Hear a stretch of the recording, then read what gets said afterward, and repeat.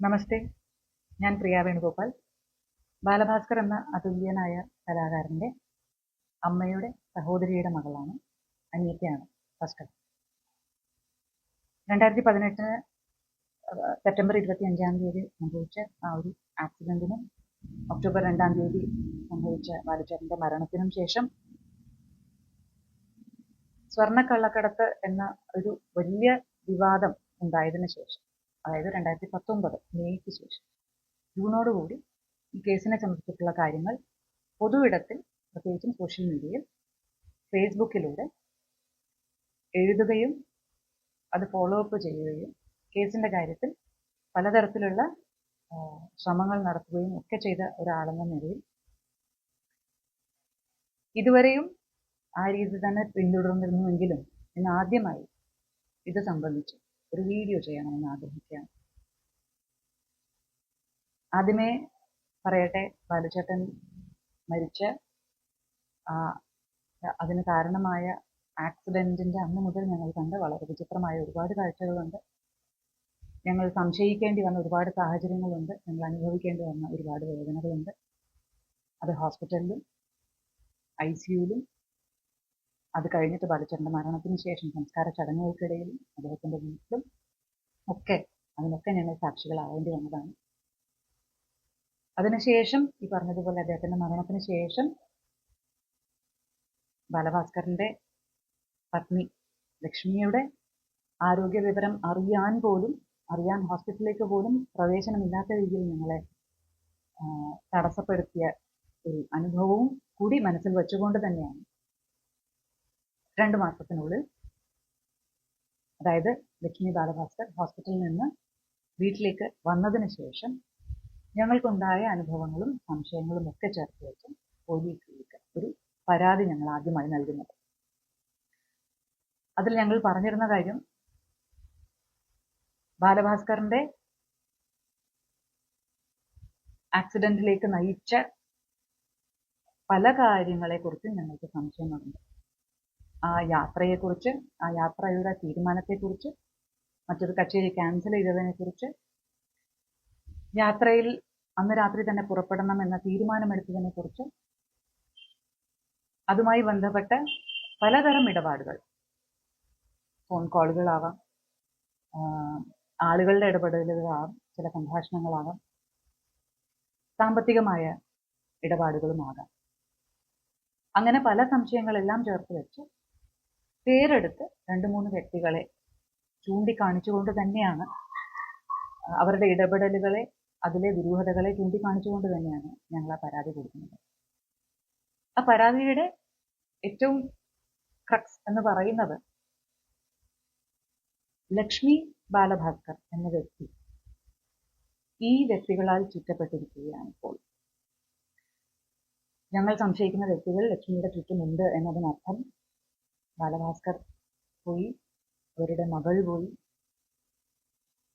ഇനി ബാക്കി ലക്ഷ്മി മാത്രം. ലക്ഷ്മിയും കൂടി ടാർഗറ്റഡ് ആകുമോ എന്ന ഭയത്തിലാണ് ബാലുചേട്ടന്റെ അച്ഛൻ ആദ്യമായി ഈ ഒരു പരാതി നൽകുന്നത്.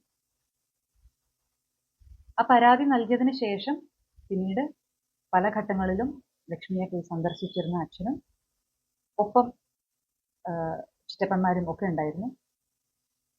അവരും പലപ്പോഴും ഈ കാര്യങ്ങളൊക്കെ ബാലുചേട്ടന്റെ പത്നിയോട് സൂചിപ്പിച്ചിരുന്നു.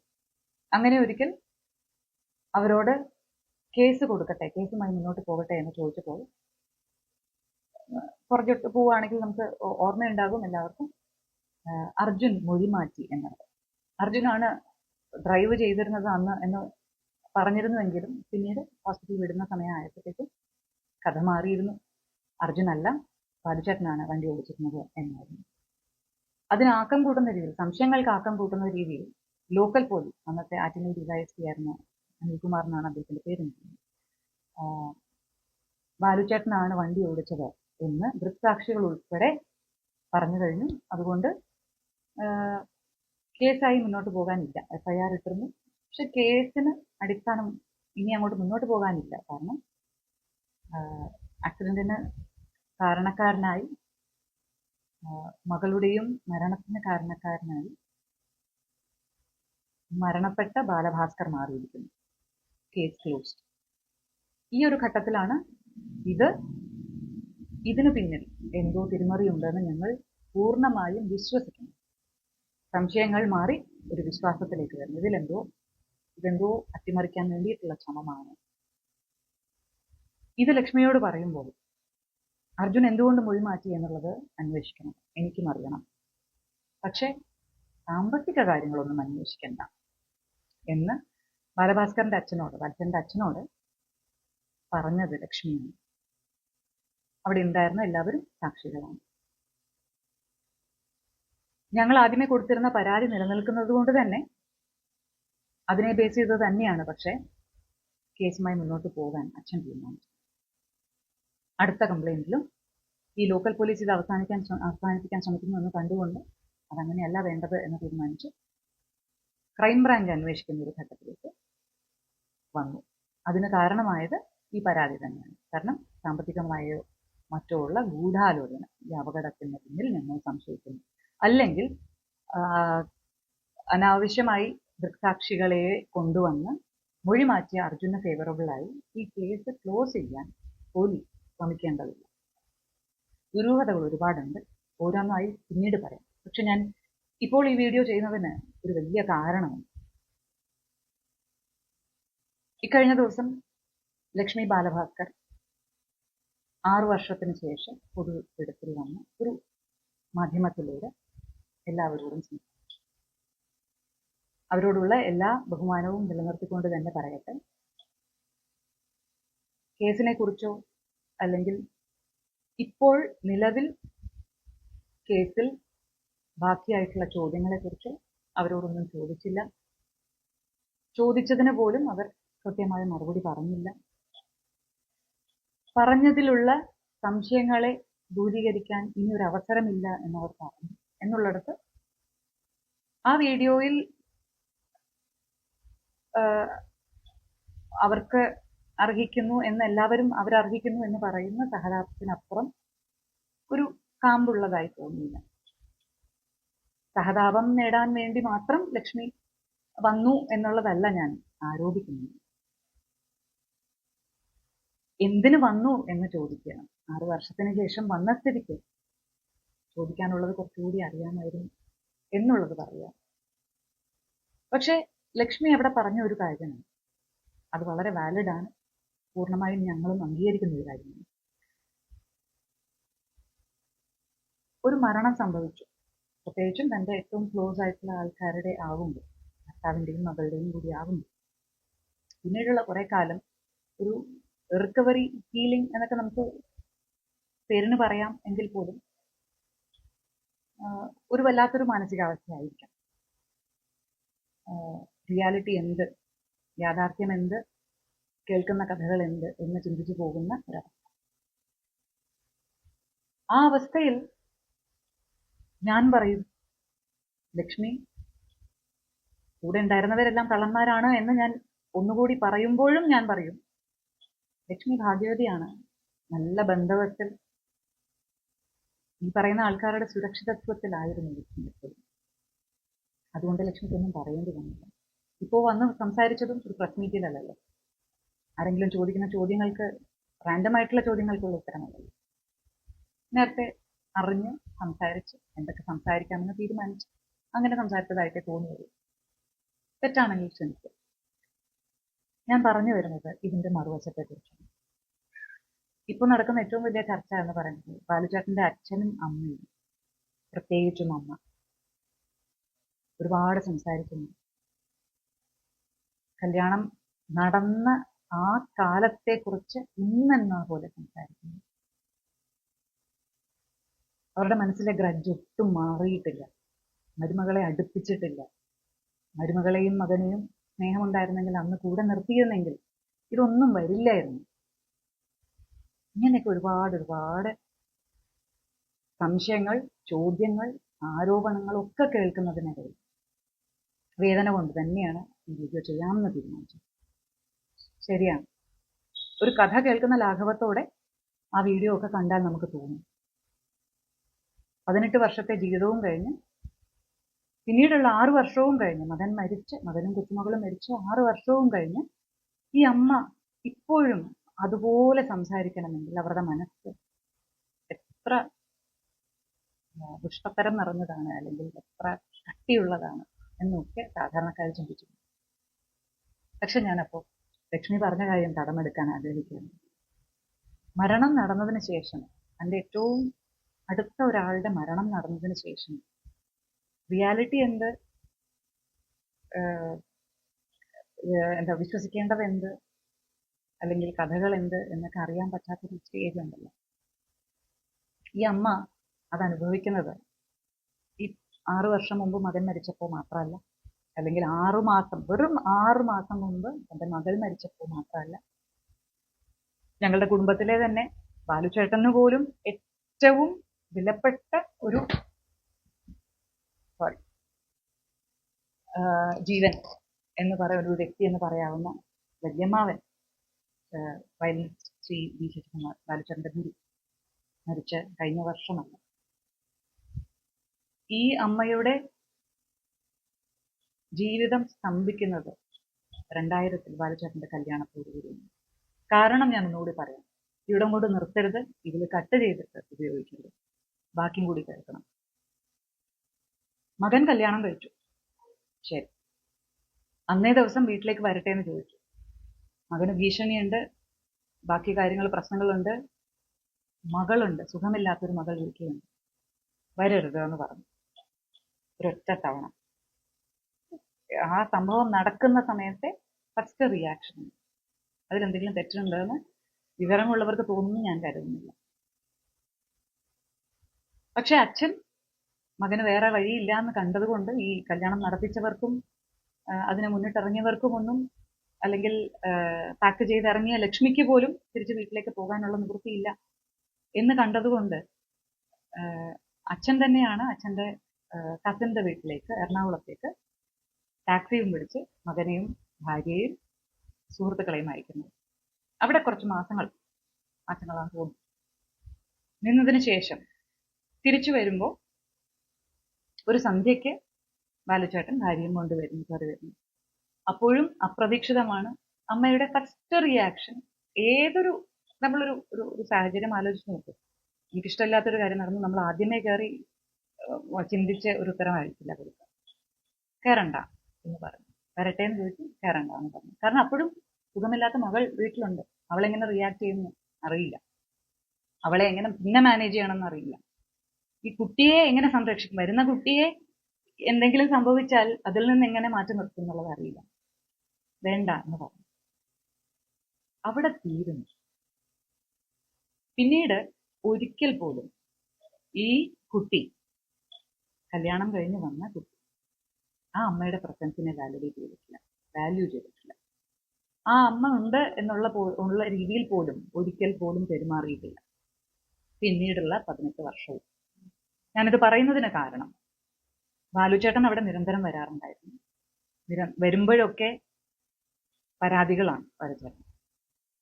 അമ്മയ്ക്ക് അങ്ങനെ ചെയ്തുകൂടെ, അച്ഛൻ ഇങ്ങനെ ചെയ്തുകൂടെ, നിങ്ങൾക്ക് പൈസ ഉണ്ടല്ലോ, നിങ്ങൾ നല്ല ശമ്പളമുള്ളവരാണ്, നിങ്ങൾക്ക് അതിനനുസരിച്ച് ജീവിച്ചൂടെ, എന്തിനാണ് ഇങ്ങനെ എത്ര സാധാരണ രീതിയിൽ ജീവിക്കുന്നത്, ഇത്ര മോശമായിട്ട് ജീവിക്കുന്നത്, നല്ല വീട്ടിൽ മാറിക്കൂടെ, നല്ല രീതിയിൽ ഡ്രസ് ചെയ്തൂടെ, എന്നെ മോനേന്ന് വിളിച്ചൂടെ. ശരിയാണ്, ബാലിശമാണ്. ഇതിപ്പോ ഞാൻ വീണ്ടും ബാലുചേട്ടനെ മോശക്കാരനാക്കുന്നു എന്നായിരിക്കും അടുത്ത ആരോപണം. പക്ഷെ ഞാൻ അമ്മയുടെ കഥ എനിക്ക് പറഞ്ഞ് പൂർത്തിയാക്കണമെങ്കിൽ അത് സത്യം പറഞ്ഞേ പറ്റൂ. ബാലുചേട്ടന്റെ പരാതികൾ എന്നും അങ്ങനെയായിരുന്നു. 21 വയസ്സേ ഉള്ളൂ എന്നും കൂടി ഓർക്കണം. ആൺകുട്ടികളെ സംബന്ധിച്ചിടത്തോളം ടീനേജ് പ്രായം എന്ന് തന്നെ കണക്കാക്കാവുന്ന ഒരു പ്രായം.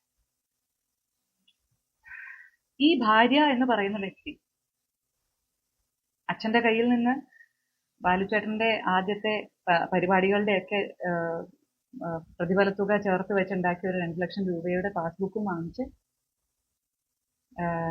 അച്ഛൻ തന്നെ അറേഞ്ച് ചെയ്ത് കൊടുത്ത വീട്ടിൽ അച്ഛൻ തന്നെ വാങ്ങിച്ചു കൊടുത്ത ഫർണിച്ചർ ഉപയോഗിച്ച്, അച്ഛൻ തന്നെ വാങ്ങിച്ചു കൊടുത്ത സാധനങ്ങളും ഒക്കെ ഉപയോഗിച്ച് ജീവിക്കുമ്പോഴും ഒരിക്കൽ പോലും ആ അമ്മയെ അല്ലെങ്കിൽ ആ ചേച്ചിയെ ജീവിതത്തിലേക്ക് കൊണ്ടുവരാൻ, അല്ലെങ്കിൽ അവരുടെയും ജീവിതത്തിന്റെ ഭാഗമാക്കാൻ ഒരിക്കൽ പോലും ശ്രമിച്ചിട്ടില്ല. ഒരു കാര്യം കൂടെ എടുത്തു പറയാനുള്ളത്, സംഗീതത്തിന് വേണ്ടി ജീവിച്ചൊരു വ്യക്തിയാണ് ബാലുചേട്ടന്റെ അമ്മ. ഇന്നും അവരത് തന്നെയാണ് പറയാറുള്ളത്. ബാലുചേട്ടനാക്കിയ ബാലഭാസ്കർ ആക്കിയതും ആ അമ്മയാണ്. ആ അമ്മയുടെ ആഗ്രഹമാണ്, ആ അമ്മയുടെ അധ്വാനമാണ്. ആ ബാലഭാസ്കറിന്റെ ഒരു പരിപാടി പോലും, ഒരു സംഗീത പരിപാടി പോലും ആ അമ്മയ്ക്ക് ഇന്ന് വരെ കാണാൻ കഴിഞ്ഞിട്ടില്ല. കാരണം മോളെന്നുള്ളൊരു പ്രാരാബ്ധം എപ്പോഴും ഉണ്ട് വീട്ടിൽ. അത് കഴിഞ്ഞ് മോനങ്ങ് പോയി, കല്യാണം കഴിഞ്ഞ് പോയി. ലക്ഷ്മിയുടെ അമ്മയും അച്ഛനും പോലും ആദ്യം മുതലേ, കല്യാണം കഴിഞ്ഞ ആ സമയം മുതലേ ബാലുചേട്ടന്റെ കൂടെ കുടുംബമായി പരിവാരമായി പരിപാടികൾക്കൊക്കെ പോകുന്ന ഒരു കാഴ്ച തിരുവനന്തപുരത്തുകാർക്കൊക്കെ പരിചയം ഉണ്ടാവുമായിരിക്കും. അവരുടെ വീട്, അവരുടെ അവസ്ഥ, അങ്ങനെയുള്ള കാര്യങ്ങളൊക്കെ അറിയുന്നവരറിയട്ടെ. അതേക്കുറിച്ച് സംസാരിക്കാൻ എനിക്ക് താല്പര്യമില്ല. ജാതി, മതം, സാമ്പത്തികം, ഇങ്ങനെയുള്ള കാര്യങ്ങളൊക്കെ എത്രത്തോളം സില്ലിയാണ്, പ്രത്യേകിച്ചും ഈ ഒരു അവസ്ഥയിൽ നിന്ന് അറിയുന്നത് കൊണ്ട് തന്നെ അതും ഞാൻ ചർച്ച ചെയ്യാൻ ആഗ്രഹിക്കുന്നു. പക്ഷെ ഞാൻ ഒന്നുകൂടി എടുത്തു പറയുന്ന ഒരു കാര്യം, ആ അമ്മയുടെ മനസ്സ്. നമ്മുടെ പ്രസൻസിനെ ഒരാൾ ഇൻവാലിഡേറ്റ് ചെയ്ത് കഴിഞ്ഞാൽ നമ്മുടെ ജീവിതം അവിടെ സ്തംഭിക്കുകയാണ്, അവിടെ നമ്മുടെ കട്ടാവുകയാണ്, ഫ്രോസൺ ആവുകയാണ്.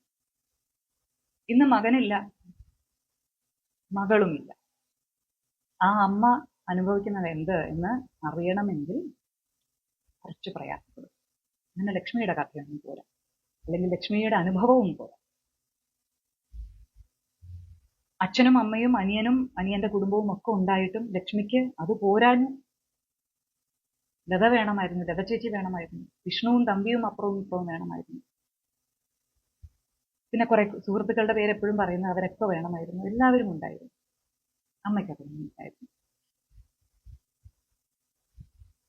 ഞങ്ങൾ എല്ലാവരും ഒരു കുടുംബമാണെങ്കിലും ഞങ്ങൾക്ക് എല്ലാവർക്കും അവരവരുടെ ജീവിതങ്ങളുണ്ട്. അതിനിടയിൽ അമ്മയും അച്ഛനും അവരുടെ കാര്യങ്ങളും മീര ചേച്ചിയുടെ ബുദ്ധിമുട്ടുകളും ആരോഗ്യ പ്രശ്നങ്ങളും ഒക്കെ ഡീൽ ചെയ്ത് അവരുടെ ഉദ്യോഗവും ഒക്കെ നോക്കി അങ്ങനെ ജീവിച്ചുകൊണ്ടിരുന്ന ആൾക്കാർ. സംഗീതവുമായി തന്നെ ജീവിച്ചുകൊണ്ടിരുന്നതാണ് പരസ്പരം ഇരിക്കുന്നത് വരെ. ഈ 6 മാസത്തിനിടയിലാണ് ആദ്യമായി മനസ്സുകൊണ്ട് ആ അമ്മ സത്യം പറഞ്ഞാൽ ഫ്രീ ആവുന്നത്. മകളും കൂടെ മരിച്ചു കഴിഞ്ഞതിന് ശേഷം ജീവിതത്തിൽ ഒന്നും മുന്നോട്ടില്ലാത്തതുപോലെ ഒരു അവസ്ഥ. മകൻ പോയതിനു ശേഷമുള്ള കാര്യങ്ങൾ പോലും ഒരു പക്ഷേ ആ മനസ്സ് പ്രോസസ്സ് ചെയ്ത് തുടങ്ങുന്നത് ഇപ്പോഴാണ് എന്ന് തന്നെ പറയുന്നത്. ഈ 6 വർഷത്തിന്റെ കണക്കിന് ലക്ഷ്മിക്ക് കൊടുക്കുന്നതിന്റെ സഹതാപത്തിന്റെ, സ്നേഹത്തിന്റെ, കരുതലിന്റെ ഒരു അംശമെങ്കിലും ആ അമ്മ അർഹിക്കുന്നില്ല. ഞാൻ ചോദിക്കുകയാണ്. ഫെമിനിസം പറയുന്ന ഒരുപാട് പേര് ഇന്നലത്തെ വീഡിയോ ഷെയർ ചെയ്തും ഒക്കെ ഒരുപാട് എഴുതി കണ്ടു. ഇപ്പുറത്തുള്ളത് ഒരു സ്ത്രീയാണെന്ന് ചിന്തിച്ചാൽ നിങ്ങളുടെ ഫെമിനിസത്തിന് എന്തെങ്കിലും മാറ്റം ഉണ്ടാകുന്നു? എനിക്കറിയില്ല. ആ ഫെമിനിസത്തിന്റെ ഇക്വേഷനോടൊന്നും വിശ്വാസമില്ലാത്ത ഒരാളാണ് ഞാൻ. അങ്ങനെ ആ ഒരു തരത്തിലുള്ള ഇക്വാളിറ്റിക്ക് വേണ്ടി ഒരിക്കലും ബാധിക്കാത്ത, ഓരോ മനുഷ്യനും യുണീക്കാണ്, ആണായാലും പെണ്ണായാലും എന്ന് വിശ്വസിക്കുന്ന ആളാണ്. പക്ഷെ ഞാൻ ചോദിക്കുന്നത്, ഒരു സ്ത്രീ എങ്ങനെ വേണം, ഒരു അമ്മ എങ്ങനെ വേണം, ഒരു ഭാര്യ എങ്ങനെ വേണം, ഒരു പ്രണയിനി എങ്ങനെ വേണം എന്നൊക്കെ ഘോരഘോരം പ്രസംഗിക്കുന്നവർ ഇപ്പുറത്തെ ഈ അമ്മയുടെ അനുഭവത്തെ ഒന്ന് ചർച്ച ചെയ്യാൻ തയ്യാറാകുന്നു?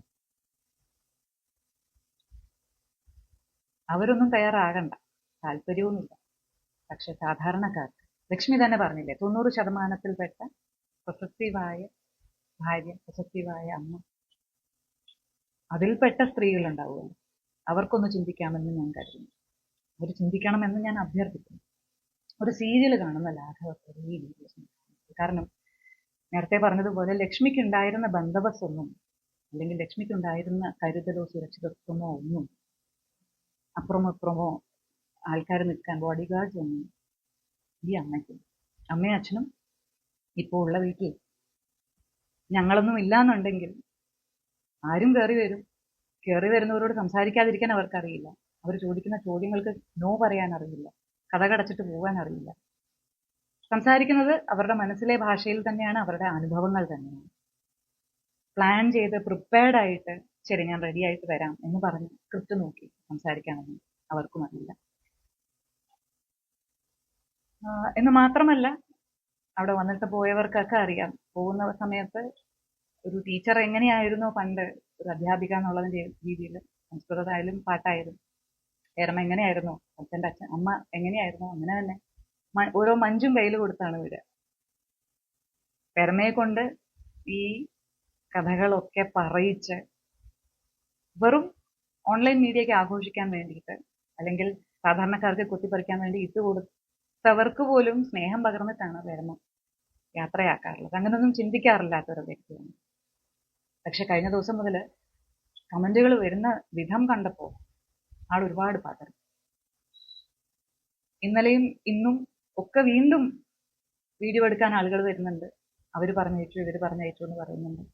കൂടെ വന്നിരുന്ന് ഇന്ന് വന്ന വീഡിയോ എടുത്ത ആ വ്യക്തി കൂടെ വന്നിരുന്ന് 2 മണിക്കൂർ സംസാരിച്ച് അമ്മയ്ക്കും അച്ഛനും ആശ്വാസത്തിന് വേണ്ടി ഞാൻ സംസാരിക്കട്ടെ എന്ന് പറഞ്ഞ് കഥകൾ മുഴുവൻ പറഞ്ഞതിന് ശേഷം ലാസ്റ്റ് പോകാൻ ഇറങ്ങുമ്പോഴാണ് എന്നാൽ ഇവിടെ നിന്ന് കുറച്ച് സംസാരിക്കും എന്ന് പറഞ്ഞ് വീണ്ടും സംസാരിക്കുന്നത്. ഇവരുടെ പൊട്ടത്തരത്തിന് അല്ലെങ്കിൽ നിഷ്കളങ്കതയ്ക്ക് അവർക്കവിടെ നിങ്ങൾ ഞങ്ങളെ പറ്റിച്ചോ എന്ന് ചോദിക്കാൻ തോന്നിയില്ല. അതറിയില്ല. ഞങ്ങൾ ഉണ്ടായിരുന്നെങ്കിൽ ചോദിച്ചേനെ, ഞാൻ ഉണ്ടായിരുന്നെങ്കിൽ എന്തായാലും ചോദിച്ചേനെ, വേണ്ടാന്ന് പറഞ്ഞേനെ. കഴിഞ്ഞില്ല എന്ന ഖേദം എനിക്കുണ്ട്. ദയവ് ചെയ്ത് ഓൺലൈൻ മീഡിയകളോടുള്ള ഒരു അപേക്ഷയാണ്, അത് കാണുന്ന അതിന് കീഴെ കമന്റ് ചെയ്യുന്ന എല്ലാവരോടുമുള്ള അപേക്ഷയാണ്. 6 വർഷത്തെ കണക്കിന് ലക്ഷ്മിക്ക് നിങ്ങൾ കൊടുത്ത ആ ഒരു കരുതലുണ്ടല്ലോ, ആ ഒരു സഹതാപമുണ്ടല്ലോ, അതിലും ഒരുപാട് ലക്ഷ്മിക്ക് ആ ജീവിതം നൽകിയ, ലക്ഷ്മിക്കും ലക്ഷ്മിയുടെ കുടുംബത്തിനും ലക്ഷ്മിയുടെ കൂടെയുള്ളവർക്കൊക്കെ ജീവിതം പകർന്നു നൽകിയ ബാലഭാസ്കറിനെ ഉണ്ടാക്കിയ ആ അമ്മയ്ക്ക് ലക്ഷ്മിക്ക് നിങ്ങൾ നൽകിയതിനേക്കാൾ ഏറെ സഹതാപത്തിന് അർഹതയുണ്ട്, സ്നേഹത്തിന് അർഹതയുണ്ട്, റെസ്പെക്റ്റിന് അർഹതയുണ്ട്. അവരുടെ നിഷ്കളങ്കത കൊണ്ട് ഞാനത് വീണ്ടും നിഷ്കളങ്കത എന്ന് മാത്രം പറയുന്നില്ല, അവരുടെ മാനസികാവസ്ഥ. ലക്ഷ്മി പറഞ്ഞതുപോലെ റിയാലിറ്റി ഏത്, ശരി ഏത്, തെറ്റേത്, കഥ ഏത്, യാഥാർത്ഥ്യം ഏത് എന്നൊക്കെ പ്രോസസ്സ് ചെയ്ത് തുടങ്ങുന്നതേ ഉള്ളൂ അവർക്ക് മനസ്സിൽ. അവരുടെ നഷ്ടങ്ങൾ ലക്ഷ്മിക്ക് ഊഹിക്കാൻ കഴിയുന്നതിനും ഒക്കെ അപ്പുറമാണ്. അത് മനസ്സിലാക്കുന്നവർ ഒരുപാട് പേരുണ്ടെന്ന് എനിക്കറിയാം. അങ്ങനെയുള്ളവരോടും അങ്ങനെ അല്ലാതെ ഇതൊരു സീരിയൽ എന്ന പോലെ ലാഘവത്തോടെ കാണുന്നവരോടും ആ കണ്ടതിന്റെയും കേട്ടതിന്റെയും പേരിൽ മാത്രം ഒരുപാട് എഴുതി കൂട്ടുന്നവരോടും തന്നെയാണ് എനിക്ക് പറയാനുള്ളത്. അത്രയേ ഉള്ളൂ. പക്ഷേ ഈ ഒരു വശം ഇന്നിപ്പോ പറഞ്ഞ് നിർത്തുകയാണ്. ഒരുപാട് കഷ്ടപ്പെട്ട് കേസ് കൃത്യമായി പഠിച്ച് അന്വേഷണങ്ങളിൽ വന്ന അപാകതകളെ ആദ്യമേ പറഞ്ഞതുപോലെ ബാലുചേട്ടൻ വണ്ടി ഓടിച്ച് വരുത്തി വെച്ച വിന എന്ന് പറഞ്ഞ് അവസാനിപ്പിക്കാനിരുന്ന ഒരു ക്ലോസ് ചെയ്യാനിരുന്ന ഒരു കേസ് 2018 തന്നെ. ആ കേസിനെ കൃത്യമായ വ്യക്തമായ തെളിവുകളുടെ അടിസ്ഥാനത്തിൽ ഹൈക്കോടതി വിധി വരെ, CBI അന്വേഷണത്തിന് ശേഷമുള്ള ഹൈക്കോടതി വിധി വരെ എത്തിച്ച, അതിൽ നല്ലൊരു പങ്ക് വഹിച്ച ആൾ എന്ന നിലയിൽ തന്നെ ഞാൻ പറയുകയാണ്, ഹൈക്കോടതിയുടെ വിധി നമുക്കൊന്ന് വിശദമായി പഠിക്കാം. വീഡിയോ ഇനിയും ഞാൻ ചെയ്യും. ആദ്യമായാണ് വീഡിയോ ഞാൻ ചെയ്യുന്നത്. പ്രശസ്തിക്ക് വേണ്ടി, പണത്തിന് വേണ്ടി, എന്താ പറയുക, റീച്ച് ഉണ്ടാക്കാൻ വേണ്ടി എന്നൊക്കെ പറയുന്ന ആൾക്കാർക്കുള്ള മറുപടിയാണ്. ഞാൻ ഡോക്യുമെന്റേഷനാണ് ചെയ്തുകൊണ്ടിരുന്നത് ഇത്രയും കാലം. ഞാൻ എഴുതിയ ആദ്യത്തെ പോസ്റ്റ് മുതൽ അവസാനത്തേത് വരെ എല്ലാം ഫേസ്ബുക്കിലുണ്ട്, പ്രിന്റ് ആയിട്ടുണ്ട്, എത്തേണ്ടടുത്ത് എത്തിയിട്ടുണ്ട്. അതിന്റെ അടിസ്ഥാനത്തിൽ തന്നെയാണ് CBI അന്വേഷണം എത്തിയതും CBI അന്വേഷണത്തിന് ശേഷം അത് പരാജയപ്പെട്ടതിന് ശേഷം ഹൈക്കോടതി വരെ എത്തിയത്. ഒറ്റയാൾ ശ്രമം എന്നൊന്നും അല്ല ഞാൻ പറയുന്നത്. പബ്ലിക്കിൽ നിന്നത് ഞാനാണ്. പക്ഷെ ഞങ്ങൾ ഒരുപാട് പേരുണ്ട് അതിനുവേണ്ടി ശ്രമിച്ചവർ. ഒരുപാട് പേർ ഈ കേസുമായി ബന്ധപ്പെട്ട് ഇതിൽ ഉൾപ്പെടേണ്ടി വന്ന ഹതഭാഗ്യരായ ഒരുപാട് പേരുടെ ശ്രമങ്ങൾ ഇതിന് പിന്നിലുണ്ട്. എല്ലാവർക്കും നീതി വേണം. അച്ഛനും അമ്മയ്ക്കും നീതി വേണം. കഷ്ടപ്പെട്ട് കേസിന്റെ കാര്യങ്ങൾ മാത്രം സംസാരിച്ച് ആർക്കുമെതിരെ കൃത്യമായ ഒരു ആരോപണവും പറയാതെ തന്നെ കേസിന്റെ കാര്യങ്ങൾ മാത്രം സംസാരിച്ച് ഹൈക്കോടതി വിധി വരെ എത്തി രണ്ടാമത്തെ ഒരു അന്വേഷണത്തിന്റെ റിപ്പോർട്ട് എന്തായി എന്ന് കാത്തിരിക്കുന്ന ഈ സമയത്ത് വീണ്ടും വളരെ വിദഗ്ധമായി ഇതിനെ ഒരു ഫാമിലി ഇഷ്യൂ ആക്കി മാറ്റാൻ നോക്കൂ. 6 വർഷം ഇത് എടുത്തതിന് പിന്നിൽ ഒരേ ഒരു കാരണം ഈ ഫാമിലി ഇഷ്യൂ എന്നുള്ളതാണ്. അതിലേക്ക് വീണ്ടും കൊണ്ടെത്തിക്കണം. ഒരുപാട് പേര് കിണഞ്ഞ് പരിശ്രമിക്കുന്നുണ്ട്. അതിൽ നിർഭാഗ്യവശാൽ ഞങ്ങളുടെ കൂട്ടത്തിലുള്ളവരുടെ തന്നെ, പ്രത്യേകിച്ചും ബാലച്ചന്റെ അമ്മയുടെയും അച്ഛന്റെയും നിഷ്കളങ്കത കൊണ്ട് തന്നെ ഒരുപാട് ബുദ്ധിമുട്ടും ഉണ്ടാകുന്നുണ്ട്. സത്യമാണ്. അത് അക്സെപ്റ്റ് ചെയ്തുകൊണ്ട് തന്നെ ഞാൻ ഒരിക്കൽ കൂടി പറയുന്നു, കേസ് സംസാരിക്കാനാണെങ്കിൽ നമുക്ക് മുന്നോട്ട് പോകാം. ഓൺലൈൻ മീഡിയകളോടും കൂടി അഭ്യർത്ഥിക്കുന്നു, നിങ്ങൾക്ക് വ്യൂവേഴ്സിനെ കിട്ടാൻ, സബ്സ്ക്രൈബേഴ്സിനെ കൂട്ടാൻ ഒക്കെ കുറച്ച് ജീവിതങ്ങളെ വെച്ച് കളിക്കാതിരിക്കുക. അത് വെച്ച് റീച്ച് കൂട്ടാൻ ശ്രമിക്കാതിരിക്കുക. സാധാരണക്കാരോട് ഒന്നുകൂടി ഓർമ്മിപ്പിക്കുന്നു, സീരിയലുകാർക്ക് അവരഭിനയിക്കുന്നു, കാശ് കിട്ടുന്നു, അവർ പോകുന്നു. നമ്മൾ കാണുന്നു, സന്തോഷിക്കുന്നു, 2 കമന്റ് പറയുന്നു. ജീവിക്കുന്നവർക്ക് അങ്ങനെയല്ല. യാഥാർത്ഥ്യം വളരെ ബുദ്ധിമുട്ടുള്ളതാണ്. അത് ലക്ഷ്മിക്കാണെങ്കിലും അങ്ങനെ തന്നെയാണ്, ബാലഭാസ്കറിന്റെ കുടുംബത്തിനാണെങ്കിലും അങ്ങനെ തന്നെയാണ്. അത് മാത്രം മനസ്സിലാക്കാം. വീണ്ടും നമുക്ക് കാണാം. നമസ്കാരം.